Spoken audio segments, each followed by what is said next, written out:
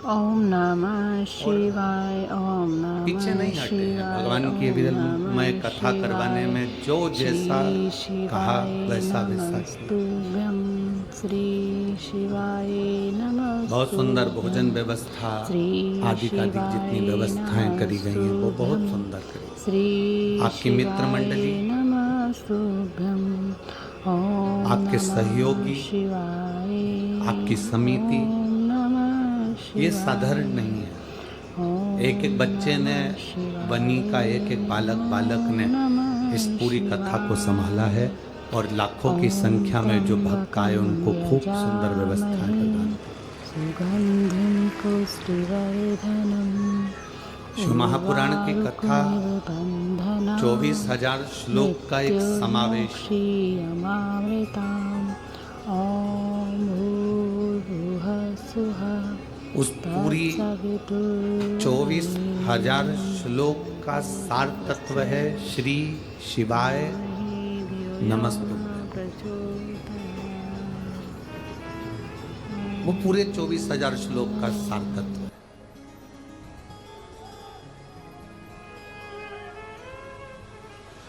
आप पूरी शिव महापुराण की कथा नहीं पढ़ सकते, पूरी शिव महापुराण की कथा का स्मरण नहीं कर सकते, आप पूरी शिव महापुराण श्रवण नहीं कर पाते, तो कम से कम अपने मुख से दिन भर में 24 घंटे में 5 से 7 बार श्री शिवाय नमस्तुभ्यम जरूर निकलना चाहिए। हमें पूरी शिव महापुराण का, पूरी कथा का एक फल हमें प्राप्त हो, पूरी कथा का। ओए, क्यों इट्टा को बढ़वा दे? स्ट्रेस फ्री होना है। क्यों? मैं हूं तो सरी। मेरे को नहीं।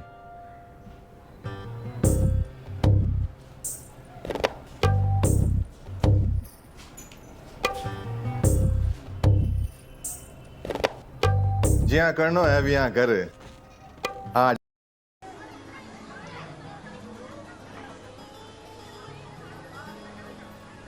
कोई कहे कि शिव महापुराण क्या देती है, क्या प्रदान करती है, क्या हमें दे देती है। हम एक बात वनी यवतमाल की इस पवित्र काशी शिव महापुराण की कथा में कहना चाहेंगे। जमीन में जैसे बीज डाला जाता है, जमीन में जैसे बीज बोया जाता है और जमीन में बीज डालने पर वो बीज केवल एक ही उत्पन्न नहीं होता है।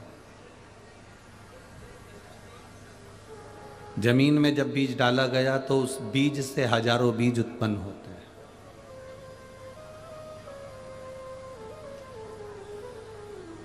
जो बीज आपने जमीन में डाला है, जो बीज आपने जमीन में दिया है, उस बीज से केवल एक बीज उत्पन्न नहीं हुआ।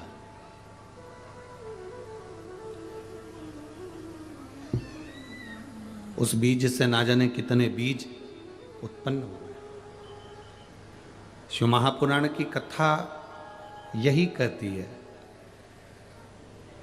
एक बीज से जैसे बहुत सारे बीज उत्पन्न होते हैं और उससे फिर नए पौधे का निर्माण होता है, नई फसल का निर्माण होता है, नई चीज़ों का निर्माण होता है, उसी तरह आप अगर एक लोटा जल देवादिदेव महादेव को चढ़ाने के लिए जा रहे हैं, कहने को वो एक लोटा जल है। पृथ्वी में एक बीज बोया तो कहने के लिए वो केवल एक गेहूं का दाना है, वो केवल एक मक्का का दाना है, केवल एक वो ज्वार का दाना है, केवल एक वो बाजरे का दाना है, केवल एक वो धान का दाना है। वो केवल कहने का है कि हमने एक धान बोया है, हमने एक गेहूं को लगाया है, हमने एक आम का बीज बोया है, हमने एक अंगूर का बीज बोया है, हमने एक मौसम्बी का, एक संतरे का बीज बोया है, हमने एक कपास का बीज बोया है। ये केवल हम अपनी भाषा में कह देते हैं कि हमने एक बीज बोया।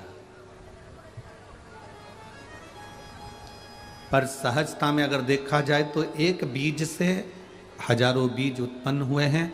उसी तरह हम कहते जरूर हैं सारी समस्या का हल,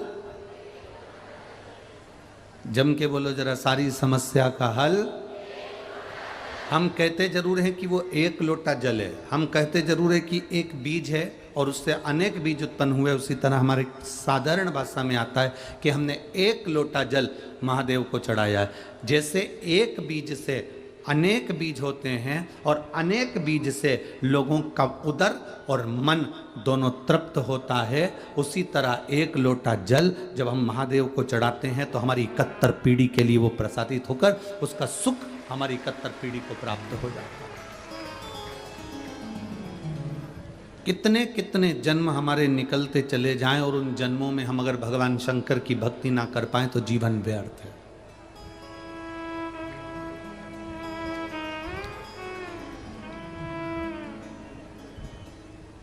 पूरी रामचरितमानस को उठाकर देखिएगा,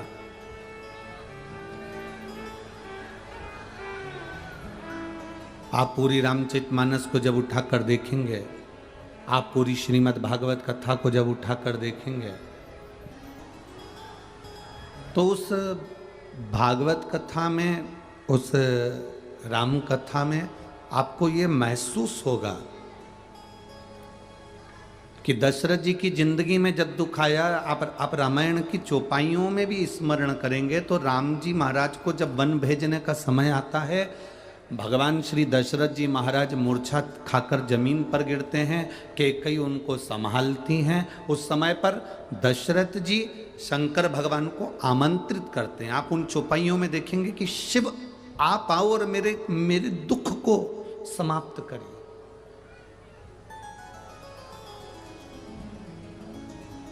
शिव आप आओ और मेरे कष्ट को समाप्त करिए, मेरे दुख को समाप्त करिए। और शंभो शरणे पड़ी मांगो घड़ी रे घड़ी, दुख काटो दया करी दर्शन आपो। शंभो शरणे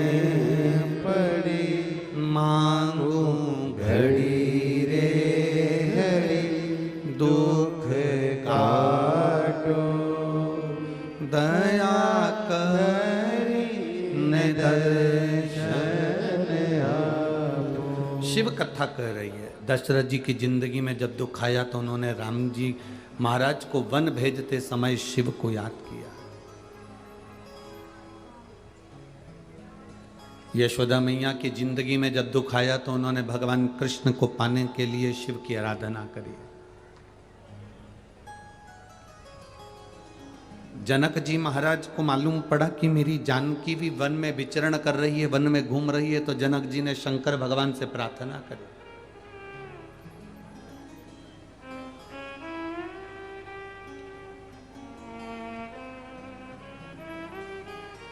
ऐसा कोई 33 कोटि देवताओं में ऐसा कोई देवता नहीं जिसने शिव की आराधना नहीं करी, जिसने शंकर का स्मरण नहीं करा। और आज इस व्यासपीठ से एक बात कहना चाहेंगे। बीच में एक दौर ऐसा था पहले का, जब जगत गुरु शंकराचार्य जी महाराज का प्रागट्य इस भूमंडल पर हुआ था। जगत गुरु शंकराचार्य जी जब इस भूमंडल पर, इस पृथ्वी पर आए थे तो उन्होंने शिव भक्ति को इतना जगाया था, इतना जागृत कर दिया था, इतना जागृत कर दिया था शिव भक्ति को कि घर घर में लोग शंकर की भक्ति करते थे। जगत गुरु शंकराचार्य जो शंकर के एक अंश हैं।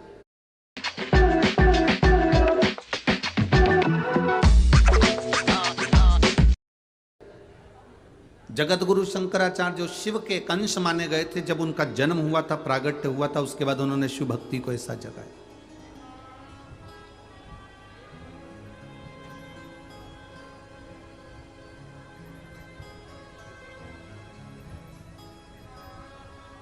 और जगत गुरु शंकराचार्य ने उस समय पर भगवान शंकर की भक्ति को घर घर तक पहुंचाया था। ऐसा कोई नगर नहीं, ऐसा कोई गांव नहीं, ऐसा कोई शहर नहीं, ऐसा कोई महल नहीं जिसमें शंकर का शिवलिंग नहीं था और शंकर की भक्ति नहीं थी। सब शिव की भक्ति करते थे।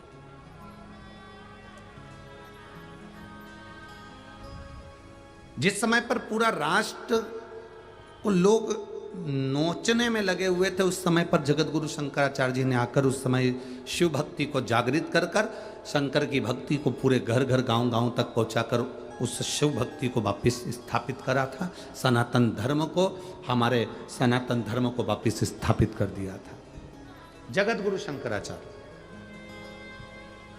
और जगत गुरु शंकराचार्य जी के जो शिव का एक अंश है, उनके परम धाम का जब स्मरण हो गया, उसके बाद में धीरे धीरे धीरे धीरे वापिस लोगों ने अपने अपने पंथ बना लिए।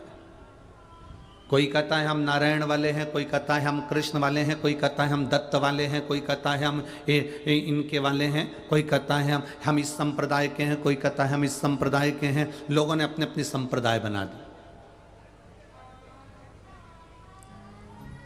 कोई कहता है हम शंख चक्र के, कोई कहता है हम श्री जी पंथ के, कोई कहता है हम शिव पंथ के, कोई कहता है हम दत्त पंथ के, कोई कहता है हम वारकरी पंथ के, कोई कहता है हम इस पंथ के, कोई कहता है हम उस पंथ के।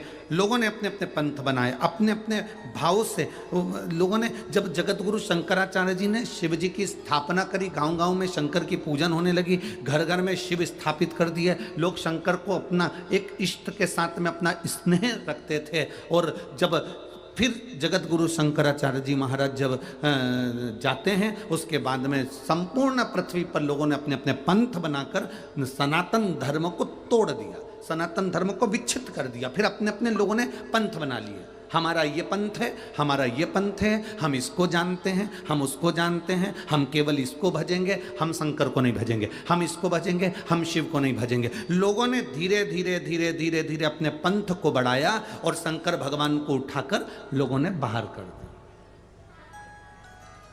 सारे मंदिरों में लोग जाते थे, पर शिव के मंदिर में लोग केवल सावन के महीने में और शिवरात्रि के सिवाय कभी नहीं जाते थे। देखा है ना आप लोगों ने पूर्व का समय, आज से 5-6 साल 7 साल 8 साल पहले का निकालिए। लोग केवल मंदिर को छोड़कर 10 साल का आप निकालेंगे तो केवल सब मंदिरों में जाएंगे लोग, पर शिव के मंदिर में नहीं जाएंगे। स्वान बैठे रहते थे, जाले लगे रहते थे, गंदगी पड़ी रहती थी, अंधेरा पड़ा रहता था। पर फिर मेरे भोलेनाथ ने कुछ ऐसी कृपा कर दी, मेरे शंकर ने फिर कोई करुणा कर दी और ये शिव महापुराण की कथा ऐसी प्रारंभ हुई कि कलयुग के लोगों को मालूम पड़ गया कि शंकर ही मूल है। कलयुग के लोगों को यह ज्ञात हो गया कि शिव मूल है। हम इनसे क्यों दूर थे, हम शंकर से क्यों दूर हैं। जब दशरथ जी महाराज शिव को याद करते हैं, राजा जनक जी शिव को याद करते हैं, दत्तात्रेय भगवान शिव को याद करते हैं, स्वामी समर्थ शिव को याद करते हैं, हरि विट्ठल शिव को याद करते हैं। हरि विट्ठल के मस्तक पर शिवलिंग है। ऐसा कोई धाम नहीं जिस धाम में शिव नहीं। बद्रीनाथ जाओ तो केदारनाथ पास में है, तिरुपति जाओ तो कपिलेश्वर महादेव पास में है, नाथद्वारा जाओ तो एक लिंग जी पास में है। ऐसा कोई धाम नहीं जहाँ पर शिव नहीं है। शंकर सब दूर है, पर हम धीरे धीरे धीरे धीरे इन सभी विचारों में पढ़ते पढ़ते हमने शंकर को दूर हटा दिया था। और बीच में ऐसा भी समय आ गया था कि ऐसे ऐसे महाराज आ गए थे कि उन्होंने कह दिया था घर में शंकर का शिवलिंग नहीं रहना चाहिए। लोगों ने उस शिवलिंग को भी उठा के पीपल के पेड़ के नीचे रख दिया था, नदियों में विसर्जन कर दिया था या मंदिरों में रख दिया था। पर जो समझदार है, जो जानता है कि शंकर शंकर है, मृत्यु की घड़ी में कोई पास में नहीं होगा, वो शमशान में रहने वाला मेरा कालाधिपति तुम्हारे नजदीक में रहे।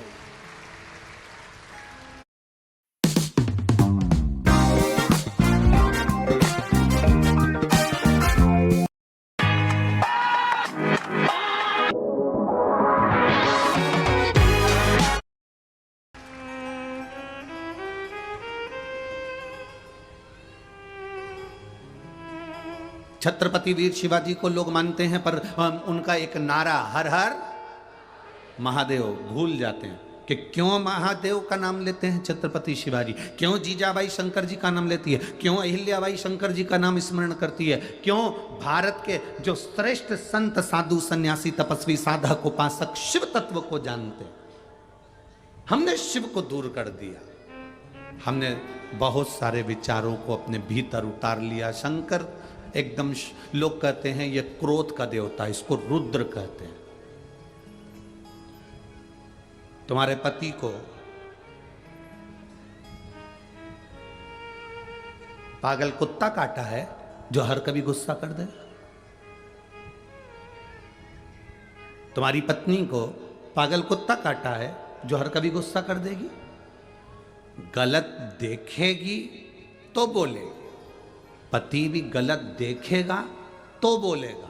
मेरा महादेव भी क्रोध जब करता है, जब इस भूमंडल पर गलत देखता है तो फिर क्रोध करता है। कोई ऐसा नहीं है जो व्यर्थ में तुम्हारे ऊपर गुस्सा करेगा या व्यर्थ में क्रोध करेगा।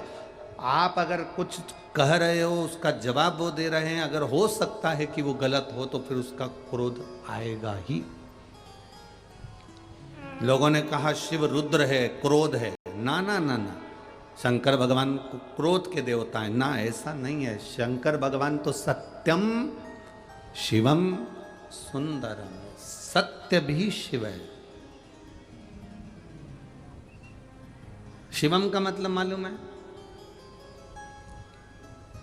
बोलो, जम के बोलो, शिवम का मतलब क्या होता है? शंकर नहीं, शिवम का मतलब है जिसमें पूरा ब्रह्मांड और पूरे 33 कोटि देवता और पूरे ब्रह्मा विष्णु इंद्र 64 योगनिया देवता सब उसी के अंदर समाये हुए हैं। तो हम कहते हैं सत्यम शिवम सुंदरम। हमने अंदाजा लगाया शिवम शिव है, नहीं, सत्य भी शिव है।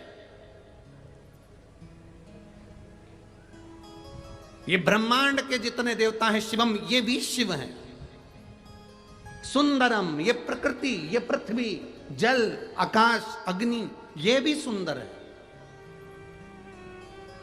अगर ये अग्नि सुंदर नहीं होती तो भोजन में आनंद की अनुभूति नहीं होती। बस समय समय की एक गणना है।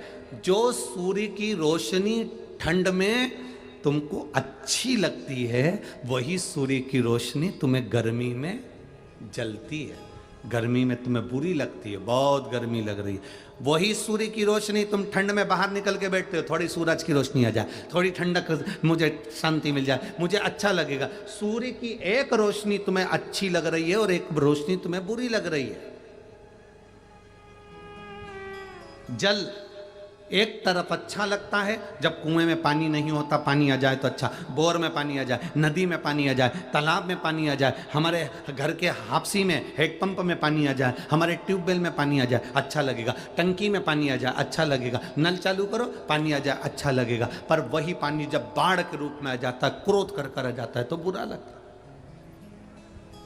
हवा चले, गर्मी लग रही है, थोड़ी थोड़ी ठंडी ठंडी हवा चले तो अच्छी लगती है, पर वो आंधी के रूप में आती है तो बुरी लगती है। हवा वही है, अच्छी भी चलेगी और तुम्हें बुरी भी लगेगी, अच्छी भी लगेगी और बुरी भी लगेगी। मन है हमारा, हमारा चित्त, हमारा हृदय, हमारा आनंद है। पर ईमानदारी से बोलो, तुम कमरे के अंदर बैठे हो तो पानी तुम्हारा कुछ बिगाड़ेगा? बोलते जाओ जल्दी से। नहीं। तुम कमरे के अंदर बैठे हो तो हवा तुम्हारा कुछ बिगाड़ेगी? बोलो बोलो जम के। नहीं। तुम कमरे के अंदर बैठे हो तो सूरज तुम्हारा कुछ बिगाड़ेगा क्या? नहीं। उसी तरह जब तुम शिव की शरण में बैठते हो तो संसार का कोई दुख तुम्हारा कुछ बिगाड़ नहीं सकता। लाइफ के कॉम्प्लेक्सिटीज में खो जाना इजी है, पर जब बात आए फिटनेस की, choose pure simplicity, choose Isopure. It has everything you need and nothing you don't, so that आप फिटनेस प्रोडक्ट्स की दुनिया में खो ना जाओ। एंड वॉच खो गए हम कहाँ? Only on Netflix. हेलो। अरे हेलो तो गाले डूब मैं। सीधा काम की बात वाह। वो अकाल मृत्यु वो मरे जो काम करे चंडाल का, और काल उसका क्या बिगाड़े जो भक्त हो माँ काल का। शिव की आराधना करने वाला कमरे के अंदर सेफ है। शिव की शरण में से हम उससे दूर हो गए थे, बहुत दूर। हम शंकर को नहीं मानते थे, हम तो केवल शिवरात्रि पर एक लोटा जल चढ़ाया, सावन के महीने में पहुंच गए, बाबा की भक्ति कर ली। कौन जानता था कि किसको ज्ञात। कावड़ यात्रा के महत्व को कौन जानता था? 12 महीने शिवरात्रि आती है, ये कौन के स्मरण में आता था? प्रदोष, सोमवार की अष्टमी, शिवरात्रि, ये सब किसके स्मरण में आती है? शंकर जी की अशोक सुंदरी कहाँ पर है? शंकर जी की 5 बेटियां जया, विषहरा, शामली बारी, दौतली देव कहाँ पर हैं? किसको मालूम? आप और हमने शंकर की भक्ति को जाना, और जब आप और हमने मिलकर शिव की भक्ति को जाना तो स्वयं देवाधिदेव महादेव ने आकर आपको और हमको समझाया कि मैं, वो कहते हैं गीता में, भगवान कृष्ण कहते हैं कि सर्वस्व में ही हूं, उसी तरह शिव कहते हैं ये पूरा संसार सागर मुझ में ही समाया। अब मन तुम्हारा है, तुम उसको मानो ना मानो।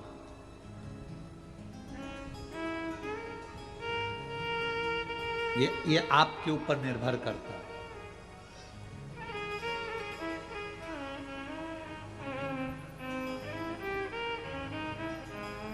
आज सबसे बड़ी विडंबना जो है ना, इस पूरे संसार की सबसे बड़ी विडंबना यह है कि हम अपना घर देखते हैं, हम अपने बच्चे देखते हैं, हम अपनी पत्नी देखते हैं, हम अपना परिवार देखते हैं, पर हम ये नहीं देख पाते कि हमारे पड़ोस में कोई भूखा सो रहा है। हम ये नहीं देख पाते कि हमारे पड़ोस में कोई बिना दवाई के सो रहा है। हम ये नहीं देख पाते कि हमारे पड़ोस में कोई बीमार है, उसको शिक्षा की जरूरत है, तो उसको हम शिक्षा नहीं दे पाते। इसका फायदा उठाती हैं दूसरी धर्म के लोग। दूसरे धर्म के लोग हॉस्पिटल बनाते हैं और धीरे से कह देते हैं आप हमारे आओ हॉस्पिटल में, हम तुमको दिखाते हैं। तुम रविवार की रविवार हमारे पास आ जाया करो, हम तुमको ले चला करेंगे, हॉस्पिटल में बिठाकर प्रेयर भी करवाएंगे और तुमको दिखाएंगे भी। ये दूसरे धर्म के लोग हमारे पड़ोस में जो बीमार पड़ा है, हमारे पड़ोस में जो दुखी है, हम उस पर स्मरण नहीं कर पाते, तो दूसरा व्यक्ति उसको स्मरण करता है और स्मरण कर कर उनको लेकर जाता है और धीरे धीरे धीरे हॉस्पिटल ले गया, फिर उसको दूसरी जगह ले गया, फिर धीरे धीरे तीसरी जगह ले गया। ले जाते वो हमारे सनातन धर्म से इतना दूर ले जाता है कि फिर वो उसे दूसरे धर्म में कन्वर्ट कर लेता है, दूसरे धर्म में बदल देता है। हम नहीं देख रहे हैं ना, उसकी गलती है।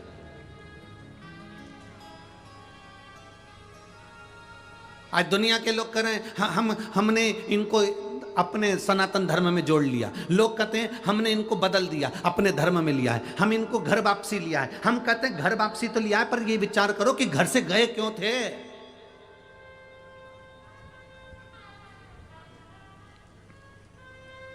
हम इनको घर वापसी लिया है, हमने इतने लोगों को घर वापसी कर लिया, हमने इतने लोगों को वापस सनातन धर्म में जोड़ दिया, हमने इतने लोगों को वापस हिंदू धर्म में जोड़ दिया। पहले विचार तो करो कि आखिर ये हमारे घर से गए क्यों थे, ये हमारे सनातन धर्म छोड़कर दूसरे धर्म में गए क्यों थे।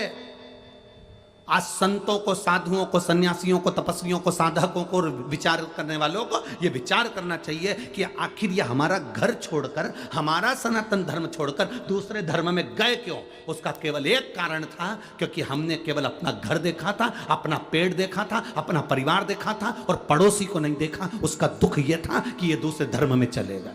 कारण केवल एक था, इन्होंने अपना धर्म इसलिए छोड़ा, इन्होंने सनातन धर्म इसलिए छोड़ा क्योंकि इनको हम अपनी व्यवस्था नहीं दे पाए थे। हम अपना पेट भरने में लगे रहे थे, हम अपने परिवार को संभालने में लगे रहे थे। पड़ोस में कौन दुखी है, किसको तकलीफ है, किसको कष्ट है, हमने एक बार जाकर नहीं पूछा। और आज कहते हैं कि हम इनको घर वापसी करा रहे हैं, आज कहते हैं कि हम इनको वापिस लेकर आ रहे हैं। हम कहते हैं प्रयास करा जाए कि हमारे पास में कोई दुखी तो नहीं है।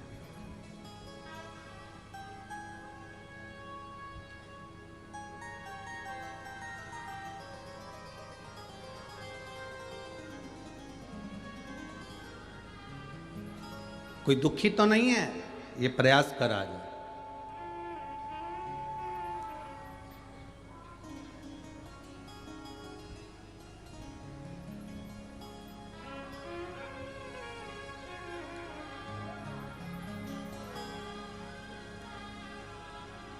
बाद में हमारी आंखों में ये नम्रता आ जाती है कि हमारे इतने सारे लोग हमारे धर्म से चले गए। हम कहते हैं ना जाएंगे वो, आप उनका ध्यान रखिए।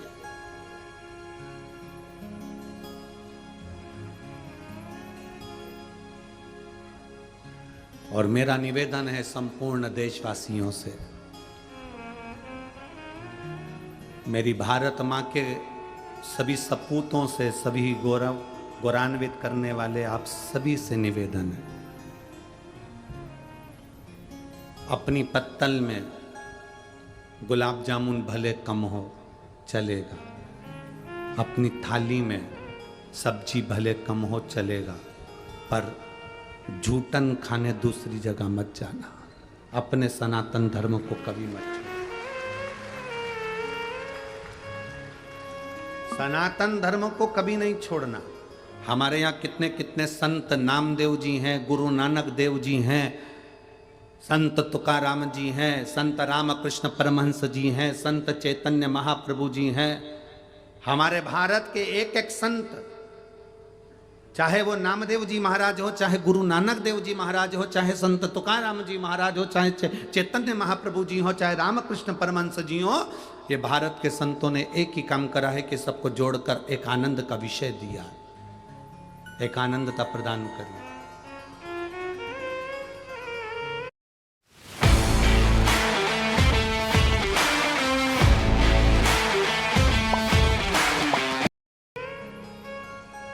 हमें जोड़ना है, हमारी गलती को हमें छांटना है कि हमारे अपने अपनों से दूर क्यों हो गए, क्योंकि हम अपना उदर भरने में लगे रहे, अपने परिवार को देखने में लगे रहे, पर हम अपने पड़ोसियों को नहीं देख पाए।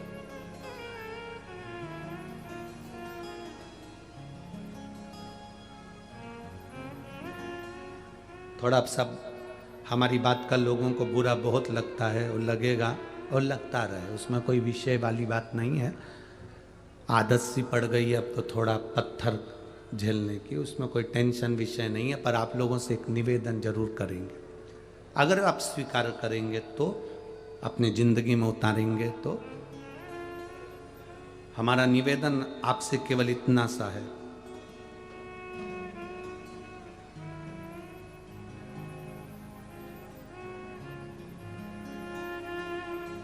पहले अपने घर में कौन दुखी है, किसको किस चीज की जरूरत है उसको देखो। फिर अपने पड़ोस में कौन दुखी है, उसको कोई भोजन की जरूरत है, दवाई की जरूरत है, एजुकेशन की जरूरत है, उसको देखो।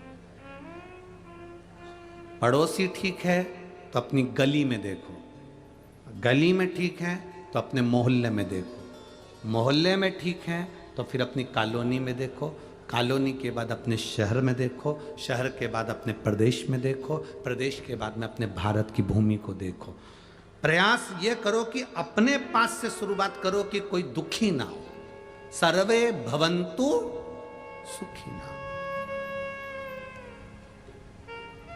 प्रतिदिन एक उपास चालू करो, एक व्रत चालू करो, वो व्रत तुम्हें